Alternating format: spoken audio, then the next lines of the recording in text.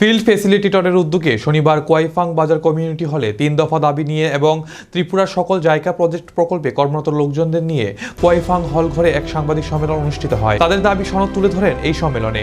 বিগত ৬ বছর ধরে জায়গা প্রজেক্ট আওতায় কর্মরত শ্রমিকরা পরিশ্রমের ফল সঠিকভাবে পাচ্ছেন না।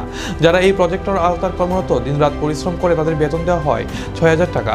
শনিবার সাংবাদিকের সামনে তুলে ধরেন তাদের মাসিক বেতন ৬,০০০ থেকে ১৫,০০০ বা ২০,০০০ টাকা করার জন্য, পাশাপাশি তাদেরকে নির্দিষ্ট পোশাক দেওয়ার জন্য এবং তাদেরকে সরকারিভাবে নিয়োগ করার জন্য দাবি জানান।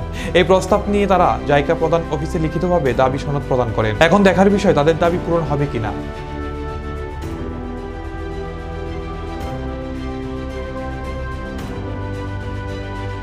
আমি ফরেস্ট ডিপার্টমেন্টের একজন কর্মী, ফিল্ড ফেসিলিটেটর। তো আজকে আমরা এখানে সবাই অল ত্রিপুরার পক্ষ থেকে আমরা এখানে মিটিংটা করছি।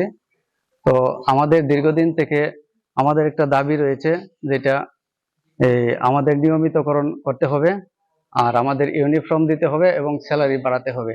সেই উদ্দেশ্যটাকে নিয়েই আমরা এখানে বসেছি।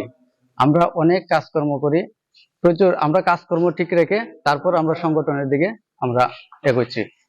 তো আপনাদের মাধ্যমে আমার এই বার্তা যে শুনছেন, আপনাদেরকে অসংখ্য ধন্যবাদ এবং মিডিয়া ভাইদেরকে ধন্যবাদ, এবং আজকে যারা এই ফিল্ড ফেসিলিটেটর এসেছেন সবাইকে ধন্যবাদ। তো আমাদের এই যে দাবিগুলা, এটা আমাদের পূরণ না হলে আমাদের হচ্ছে না, কারণ ৬,০০০ টাকা আমাদের বেতন দেওয়া হয়। ওটা দিয়ে সংসার কোনোভাবে ম্যানেজ করা সম্ভব না। আমি ঊনকোটি থেকে এসেছি, কারণ এখানে আসার কারণে হলো আমার পেটে ক্ষুধা, এবং বাড়িতে মা বাবা ভাই বোন তারার মুখে কোনোভাবে হাসি ফুটানো যাচ্ছে না এই ৬,০০০ টাকা দিয়ে। এই একটা পূজা আসছে না, অনেকে কেউ কেউ বোনাস পাচ্ছে, আবার কেউ কেউ বোনাস পাচ্ছে না। তো দিয়ে তো কোনো কিছুই না, জাস্ট ৬,০০০ টাকা স্যালারি দিচ্ছে আর বাড়িতে পাঠিয়ে দিচ্ছে।